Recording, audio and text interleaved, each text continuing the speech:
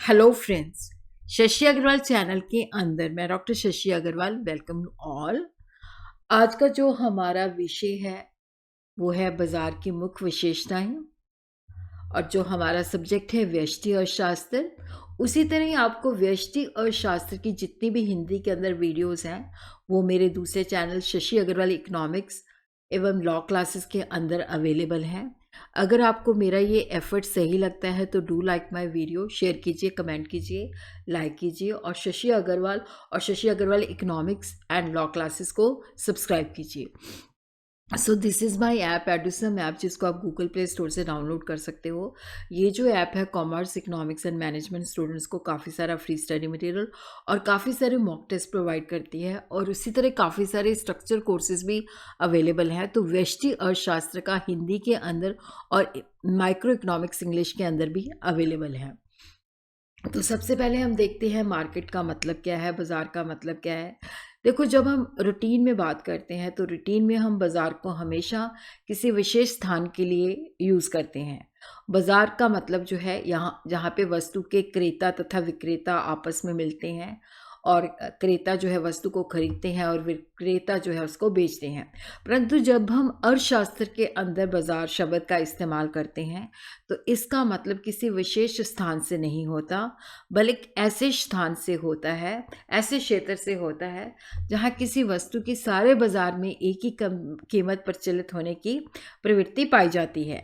तो यहाँ पे क्या होता है कि खरीदार तथा विक्रेता कहीं पे भी हो सकते हैं, उनको किसी विशेष स्थान जाने की आवश्यकता नहीं होती और ये भी ज़रूरी नहीं है कि वो फेस टू फेस साक्षात मिलें खरीदने और बेचने के लिए।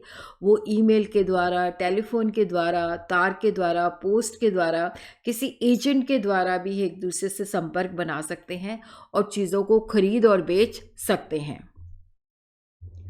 बाजार शब्द का जो मतलब है किसी विशेष स्थान की ओर संकेत नहीं करता, परंतु सदा वस्तुएं और उनके क्रेता क्रेता होते हैं जो खरीदते हैं, विक्रेता होते हैं जो सेल करते हैं की ओर संकेत करता है, जिनमें प्रत्यक्ष रूप से एक दूसरे में प्रतियोगिता पाई जाती है। क्योंकि देखो, जो खरीदार होता है वो चाहता है कि उसको कम दाम पे मिले, विक्रेता चाहता है कि वो ज़्यादा से ज़्यादा दाम पे सेल करे, तो एक ही कीमत जो है पाई जाती है।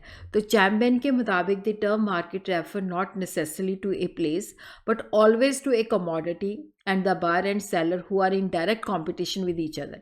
उसी तरह जेसी एडवर्ड ने डिफाइन किया है कि बाजार जो है वो पद्धति है जिसके द्वारा विक्रेता और क्रेता एक दूसरे के संपर्क में लाए जाते हैं और इसके लिए एक निश्चित स्थान का होना ज़रूरी नहीं है।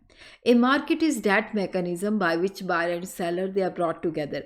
देखो, मार्केट का अर्थ जो है किसी एक विशेष स्थान से नहीं है, कोई ऐसी पद्धति जिसके द्वारा बायर और सेलर एक दूसरे के साथ कांटेक्ट में आते हैं। और बाजार का मतलब हमेशा बाजार का जो है वो किसी विशेष स्थान से नहीं है। ये होता है कि बायर और सेलर जो है एक दूसरे के संपर्क में आते हैं और ज़रूरी नहीं है कि वो फेस टू फेस हो। तो बाजार की जो मुख्य विशेषताएं हैं, क्षेत्र अर्थशास्त्र में बाजार का मतलब किसी विशेष स्थान से नहीं लिया जाता कि जहाँ पे क्रेता और विक्रेता इकट्ठे होते हैं, बल्कि बाजार का मतलब होता है उस सारे क्षेत्र जिसके अंदर क्रेता और विक्रेता फैले हुए हैं और उनमें किसी भी रूप में, चाहे वो साक्षात रूप में है, चाहे वो ईमेल के माध्यम से है, चाहे वो टेलीफोन के माध्यम से है, चाहे वो एजेंट के माध्यम से है, संपर्क पाया जाता है। और क्रेता तथा विक्रेता का होना ज़रूरी है क्योंकि क्रेता होता है खरीदता है और विक्रेता जो है उसको बेचता है। अगर क्रेता और विक्रेता ही नहीं होंगे तो वो बाजार नहीं कहलाता। ये ज़रूरी नहीं है कि वो एक दूसरे के सम्मुख होकर ही वस्तु की खरीदारी और बेचे। वो टेलीफोन, पोस्ट, ईमेल आदि के द्वारा भी आपस में संपर्क बना सकते हैं। वन कमोडिटी, देखो अर्थशास्त्र में हर वस्तु का बाजार अलग होता है, जैसे चीनी का बाजार, फर्नीचर का बाजार, बुक्स का बाजार, गेहूं का बाजार। स्वतंत्र प्रतियोगिता, बाजार में क्रेता और विक्रेता में मुक्त प्रतियोगिता होनी चाहिए।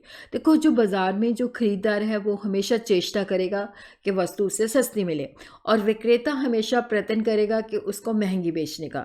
तो वस्तु की कीमत जो होती है उनमें से एक ही होती है।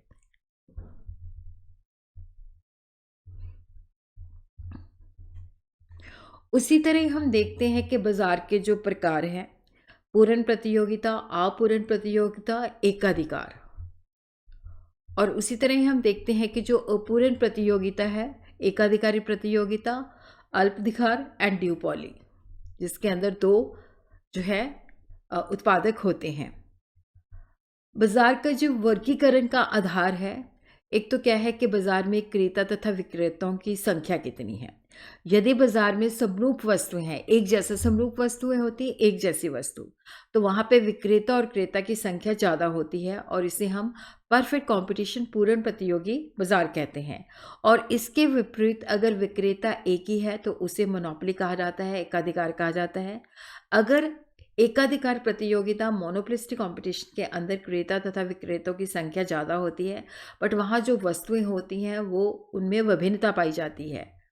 और जहाँ पे ओलिगोपोली, जहाँ पे क्रेता के अधिक या क्रेता बहुत ज़्यादा होते हैं लेकिन विक्रेता थोड़े होते हैं, तो उसको हम ओलिगोपोली, अल्पाधिकार बोलते हैं। वस्तु की प्रकृति, यदि बाजार में बेची जाती जो वस्तु है वो एक जैसी है तो पूर्ण प्रतियोगिता। अगर वस्तु में विभिन्नता पाई जाती है तो वो जो है मोनोपोलिस्टिक कंपटीशन होती है। मोनोपोली और ओलिगोपोली के अंदर वस्तु समरूप भी हो सकती है और वस्तु विभिन्न भी हो सकती है। और उसी तरह डिग्री ऑफ प्राइस कंट्रोल, बाजार में बेची जाने वाली वस्तु की कीमत पर फर्म का पूरा नियंत्रण है तो मोनोपोली है। और इसी तरह अगर कोई कंट्रोल नहीं है तो पूर्ण प्रतियोगिता है। अगर आंशिक है तो वहाँ पे हम कहते हैं एकाधिकारी, मोनोपोलिस्टिक कंपटीशन तथा जो है ओलिगोपोली है।